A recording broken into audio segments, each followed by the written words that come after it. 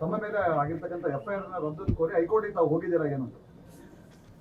ನೋಡಿ, ನಾವು ಸಾರ್ವಜನಿಕ ಜೀವನದಲ್ಲಿರೋರು, ನಮಗೆ ಪ್ರಶ್ನಿಸೋದಕ್ಕೆ ಪರಿಹಾರ ಕಂಡುಕೊಳ್ಳೋಕ್ಕೆ ನಮಗಿರೋದು ಎರಡೇ ದಾರಿ. ಒಂದು ನ್ಯಾಯಾಲಯ, ಇನ್ನೊಂದು ಜನತಾ ನ್ಯಾಯಾಲಯ. ವಿಷಯವನ್ನು ನ್ಯಾಯಾಲಯಕ್ಕೂ ತಗೊಂಡೋಗ್ತೀವಿ, ಜನತಾ ನ್ಯಾಯಾಲಯಕ್ಕೂ ತಗೊಂಡೋಗ್ತೀವಿ. ಯಾವುದೇ ವಿಷಯಕ್ಕೆ ನಮಗೆ ಸಾರ್ವಜನಿಕ ಜೀವನದಲ್ಲಿರುವಂಥ ನಾವು ನ್ಯಾಯ ನಿರೀಕ್ಷೆ ಮಾಡೋದು ಎರಡೇ ನ್ಯಾಯಾಲಯದಲ್ಲಿ. ನ್ಯಾಯಾಲಯ ಮತ್ತು ಜನತಾ ನ್ಯಾಯಾಲಯ ಎರಡು ಕಡೆಗೆ ತಗೊಂಡೋಗ್ತೀವಿ. ಆಮೇಲೆ ಈ KPSC ಹಗರಣ, ಈಗ ನೋಡಿ, ವೆಟರ್ನರಿ ಇನ್ಸ್ಪೆಕ್ಟರ್ಗಳ ಹುದ್ದೆಗೆ 80 ಲಕ್ಷ ರೂಪಾಯಿ ಸಾರ್ವಜನಿಕ ಬೇಡಿಕೆ ಇಡ್ತಾರೆ, ಕೆಲವರಿಂದ ಸಂಗ್ರಹ ಮಾಡ್ತಾರೆ. ಅದಕ್ಕೆ ಸಂಬಂಧಪಟ್ಟಂಥ ದಾಖಲೆಗಳು ಲಭ್ಯ ಆಗಿದ್ದಾವೆ. ಅಲ್ಲಿಗೆ ಪ್ರಾಮಾಣಿಕವಾಗಿ ಪಾರದರ್ಶಕವಾಗಿ KPSCಯಲ್ಲಿ ನೇಮಕಾತಿಗಳಾಗಿಲ್ಲ ಅನ್ನೋದಕ್ಕೆ ಇದು ಒಂದು ಸಾಕ್ಷಿ, ಬಲವಾದ ಸಾಕ್ಷಿ. 3000ಕ್ಕೂ ಹೆಚ್ಚು ಹುದ್ದೆಗಳನ್ನು ವಿವಿಧ ಇಲಾಖೆಗಳಲ್ಲಿ ಭರ್ತಿ ಮಾಡುವ ಕೆಲಸವನ್ನು ಇತ್ತೀಚಿನ ಕೆಲವು ತಿಂಗಳಲ್ಲಿ KPSC ಮಾಡಿದೆ.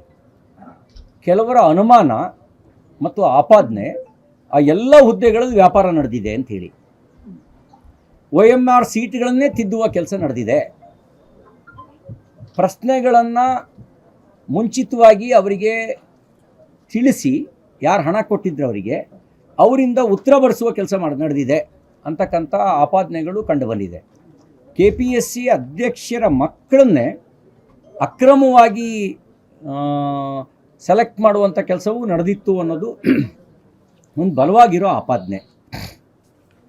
ಇಂಥ ಸಂದರ್ಭದಲ್ಲಿ ದೆಹಲಿಯ ಜಂತರ್ ಮಂತರ್ ಪ್ರತಿಭಟನೆಗೆ ಕಾಂಗ್ರೆಸ್ ಪಾರ್ಟಿ ಬೆಂಬಲ ಕೊಡ್ತು.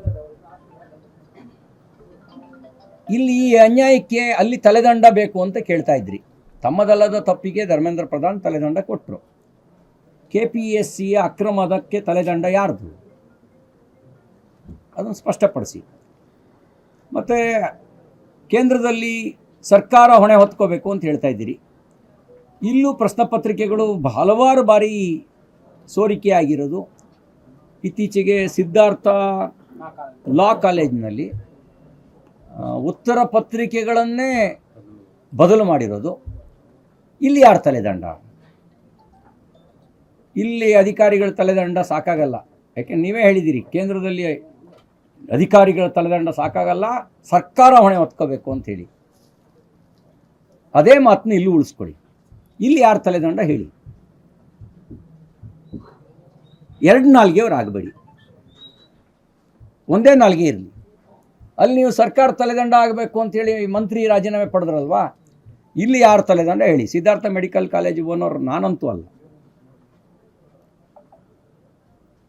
ಯಾರು ತಲೆದಂಡ ಆಗಬೇಕು?